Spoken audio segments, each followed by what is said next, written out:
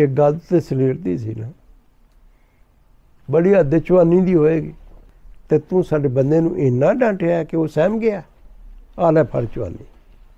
ਆਊਜ਼ੁ ਬਿल्लाहि मिनश शैतानिर रजीम, बिस्मिल्लाहिर रहमानिर रहीम। ਔਰ ਚੌਧਰੀ ਸਾਹਿਬ ਬਹੁਤ ਜ਼ਿੰਦਾ ਦਿਲ ਇਨਸਾਨ ਸਨ, ਅਹਿਮਦੀਅਤ ਦੇ ਫਦਾਈ। ਬਲਕਿ ਉਹਨਾਂ ਦਾ ਇੱਕ ਵਾਕਿਆ ਹੈ, ਇਹ ਦੂਜੀ ਤੀਜੀ 'ਚ ਪੜ੍ਹਦੇ ਸਨ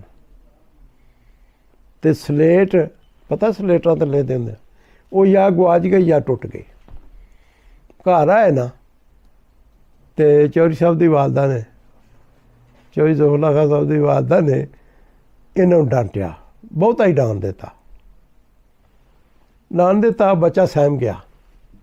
ਰਾਤ ਨੂੰ ਇੱਕ ਬਜ਼ੁਰਗ ਆਏ ਖਾਬ 'ਚ, ਉਹਨਾਂ ਚੌਧਰੀ ਸਾਹਿਬ ਦੀ ਵਾਲਦਾ ਨੂੰ ਕਿਹਾ ਕਿ ਗੱਲ ਤੇ ਸਰੀਰ ਦੀ ਸੀ ਨਾ, ਬੜੀ ਹੱਦ ਚਵਾਨੀ ਦੀ ਹੋਏਗੀ।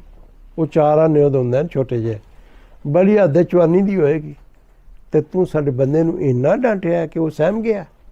ਆ ਲੈ ਫੜ ਚਵਾਨੀ। ਚੌਧਰੀ ਸਾਹਿਬ ਦੀ ਵਾਲਦਾ ਜਦੋਂ ਸੁਬਾਹ ਉੱਠੇ ਨਾ ਤਜਦ ਲਈ